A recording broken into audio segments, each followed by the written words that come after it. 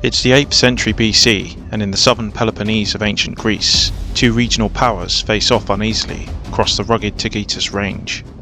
The men of Sparta eye up the rich lands of Messenia, having vowed to crush their foes for the Spartan blood that they had shed. The battle for Messenia was about to begin.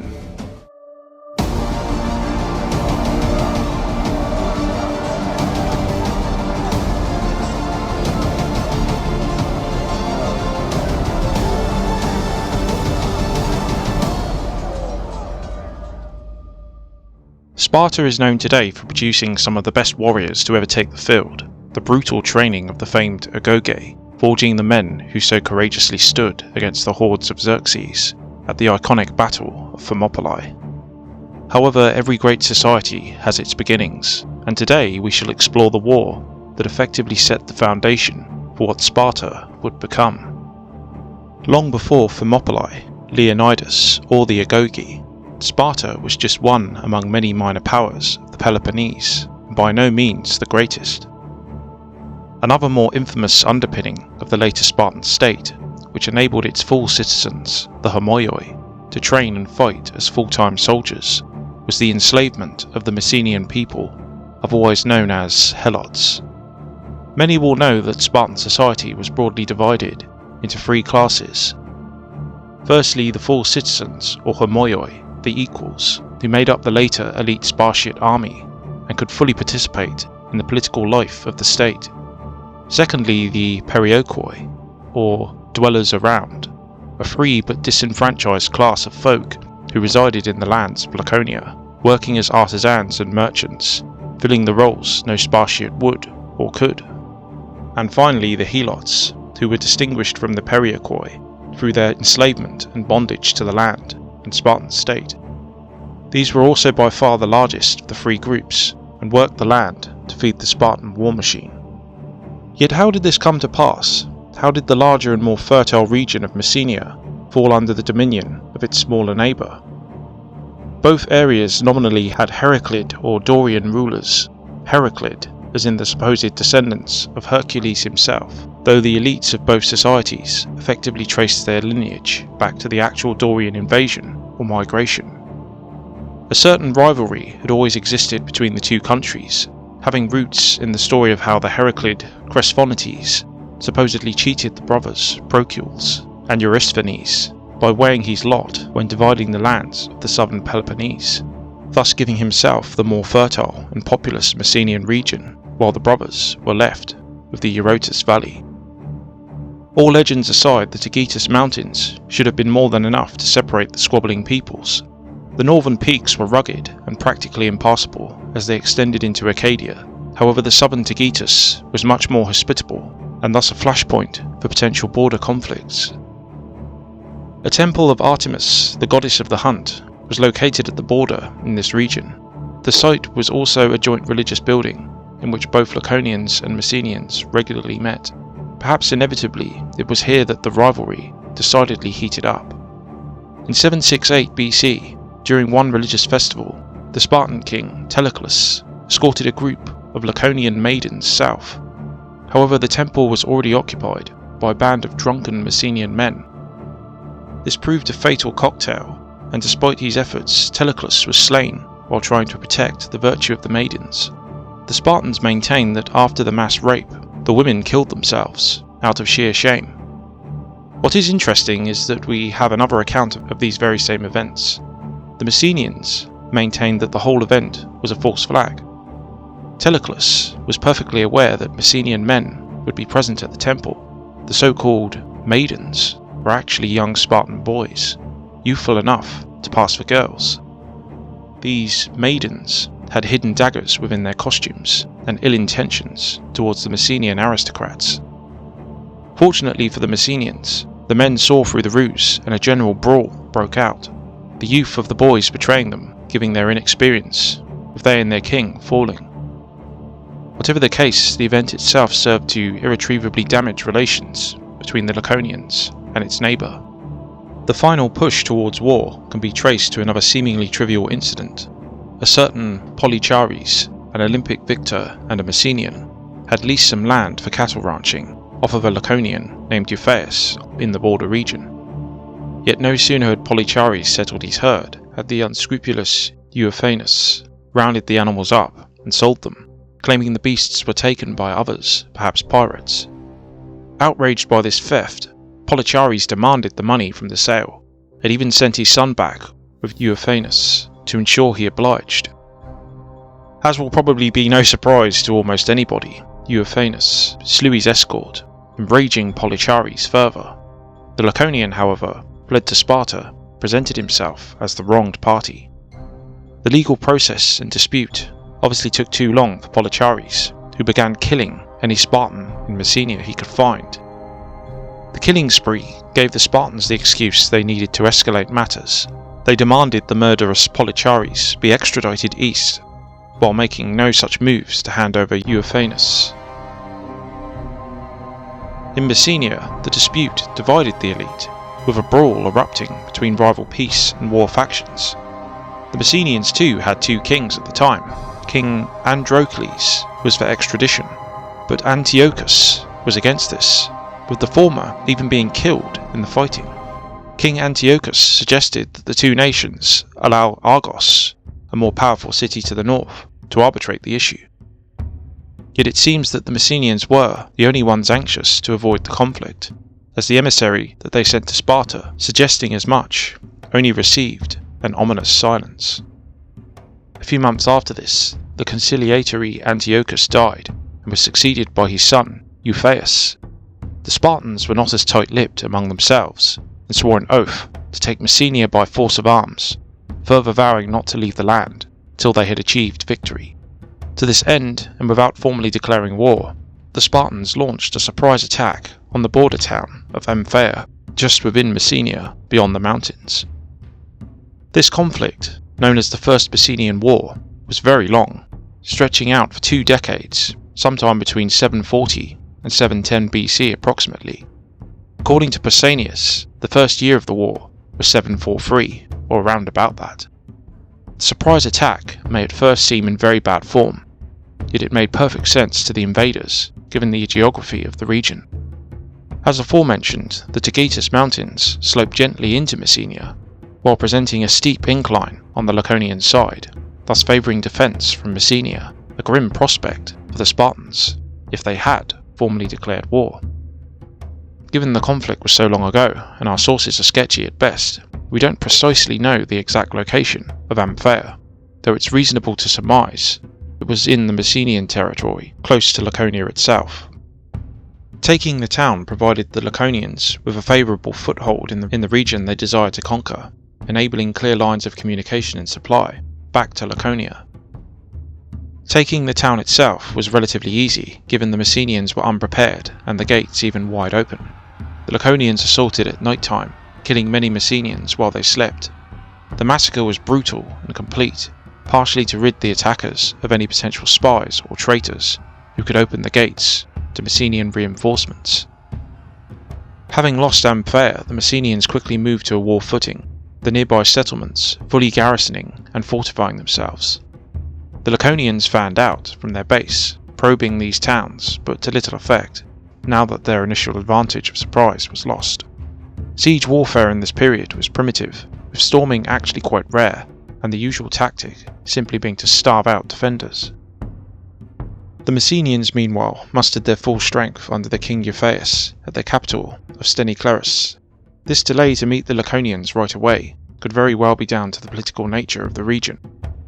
King was likely a generous term to describe Euphaius, with Messenia being more a loose collection of towns and villages, making a grand, unified response difficult. Euphaius may also simply have been biding his time, giving the larger population and resources of Messenia, making victory in a war of attrition quite likely. The Laconians, though, had their own designs, and were not simply sitting pretty in Ampheia. While testing the defences of Messenia's settlements, they were also left free to roam and gather up food and resources, acting not so much as raiders as conquerors. Euphaius' delay to face the Laconians in open battle may also have been a tacit acknowledgement that they had the military edge, and thus he needed more time to build his own land forces. Yet if the Messenians were outmatched on land, they excelled at sea, raiding coastal Laconian settlements with impunity. The war initially dragged on for 3 years in a series of cat-and-mouse raids at land and sea, interspersed with some inconclusive sieges. Yet the Spartan occupation and control of the land and the harvest were beginning to take their toll. In the summer of 739 BC, Euphaeus finally moved out of his capital and headed east towards Ampheia. The exact site of the battle is unknown, though it was close to the Tacitus range. King Euphaeus commanded the Messenian left flank, with Cleonus heading the centre and Pyphatos the right. The Spartans, even at this stage, never too happy to accept a battle, also split its forces into 3, with a Spartan noble named Euryleon in control of the centre, while both Spartan kings took a wing, specifically King Polydorus the left and King Theopompus the right. It is possible that both sides were supplemented by men from neighbouring city-states too, though we cannot be certain of this. Argos condemned the war and the Spartans, being especially disgusted by their initial rape of Ampheia, as were many others, and a lack of formal declaration. This may have translated into physical men and spears on the battlefield, but we cannot know this for sure, and so we shall assume this was a purely Spartan and Messenian affair for our purposes here. The same can be said for Corinthian support for the Spartans, which stemmed from their Corinthian rivalry with Argos. Holding command of the honoured right wing, it fell to Theopompus to buoy up the spirits of the Laconians, emphasising the glory and wealth to be won, as well as the oath all these men had sworn, along with their commanders, never to leave Messenia without victory. Euphaeus too urged on his ranks, reminding his men of the brutal sack of Ampheia and the dark fate that awaited them if they yielded, most likely death for the fighting men and enslavement of both their women and children. Both sides advanced simultaneously, the Messenians breaking into an enraged charge in the best tradition of the Iliad. The Messenians too, after all, claimed descent from Hercules too, and were ethnically Dorian as much as their Spartan cousins. In contrast, the Spartan lines held firm and were disciplined, which brings us to a controversial anachronism associated with this detail of the battle. Our source Pausanias goes on to describe a phalanx confrontation, and yet such a formation would not come into general use for another few decades at least. While it is possible the Spartans that day used a phalanx, or an early version, it is unlikely, as the first recorded use was in Corinth, some 50 years later. What is more likely is that Pausanias himself was working with sketchy sources that perhaps elaborated little on the specific tactics and styles employed, and so he filled in this vacuum of knowledge of later known information. Whatever the case, the battle was bloody and hard fought, with the momentum swinging back and forth several times. The Spartans would gain the edge, only for the desperate Messenians to beat them back, the threat of death and enslavement weighing heavily on them. As with many such battles in ancient times, the breakthrough came with the death of a commander, with either Cleonus or Pyphatos dead. The rank and file's morale collapsed, and the group broke apart, leaving the Messenian centre exposed. Up until his flank's collapse, Euphaeus had held his own well, but now overwhelmed, he wisely chose to withdraw, leaving the field to the victorious Spartans. The Spartans did not pursue their foes far, given that the battle had taken up most of the day, and they feared a night battle in unknown territory against an even more desperate enemy. With Euphaeus alive, the battle was inconclusive, however it proved a strategic Spartan victory, given the Messenian aim had been to defeat the army and retake Ampheia, ultimately driving them from their land. Euphaeus and his shattered forces withdrew west to the heavily fortified Mount Ithome and hunkered down. So if the Spartans scored this victory 3 years in, why did the war stagger on for 20 years? Well, for all the Messenian inferiority on the battlefield, they made up for this with political cunning. Safe within Ithome, but ravaged, according to Pausanias, by disease, their funds depleted, and generally being worn out, a delegation was desperately sent to the oracle at Delphi to implore the help of the gods.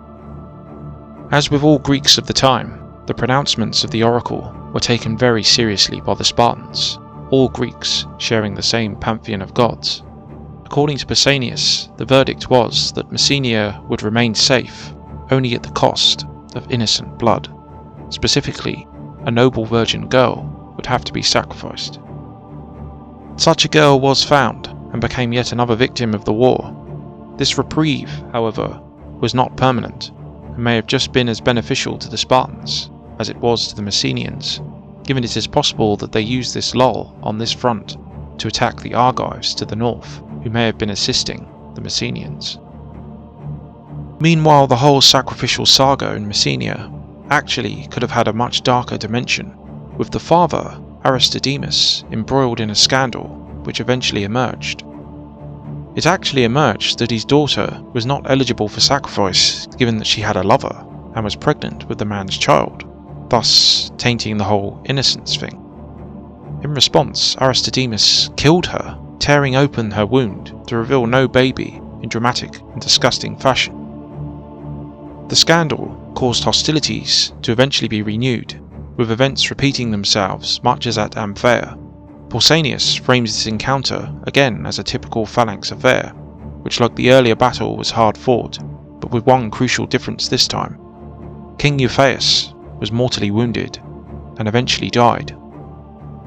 The man chosen to replace him was none other than the daughter slayer himself, Aristodemus, which proved deeply unpopular in certain quarters of Messenian society. Yet despite this hostility, the new king did have something going for him. He was a winner. Taking an aggressive stance, he led a strike team to best the Spartans in an actual field engagement, even driving them back to their original base in Ampheia. However, if the Messenians could use politics and religion to their advantage, so could the Spartans. Unbeknownst to Aristodemus was the fact that politically he had already lost the war. The scandal involving his daughter reached the ears of the oracle, who was displeased enough to become decidedly pro-Spartan in their pronouncements. This turn of events, as well as perhaps strong opposition within Messenia itself, led to Aristodemus taking his own life, or possibly being killed by fellow aristocrats. Without effective leadership, the resistance collapsed, and the Spartans finally overran the lands. The remaining fighting men of Messenia retreated once more to Ephomi. However, this time, the gods would not deign to intervene. The Messenians did attempt a sortie, but were driven back to endure nearly half a year of siege. Most of those outside of Ephomi fled the land to their walled towns. However, if they hoped for mercy from the victorious Spartans, they were sorely deluded. Following its fall, Ephomi's fortifications were smashed, and the Spartans fanned out across Messenia and systematically enslaved the population, creating the first Helots. Unlike what some would imagine, these were not slaves in the normal sense. All Helots were state-owned and allocated to work the land of specific Spartiates. The details are sketchy as to how much of Messenia was occupied, as some coastal areas such as Pylos may have been exempted from this cruel treatment, left relatively unscathed to function in a similar way as the Perioikoi in Laconia. This war had centuries-lasting implications for both peoples. The Messenians would exist as a brutalized and subject class for centuries, propping up their Spartan overseers who used their labor to build their ultra-militaristic society upon, until eventually their Spartan masters were defeated at the decisive Battle of Leuctra in 371 BC, and their Messenian slaves liberated by Thebes. Thanks for listening. Stay tuned for more videos on ancient Greek battles, as well as other periods. Like and share to help the channel grow, and subscribe, hitting notifications so you never miss another of Bert's battles again.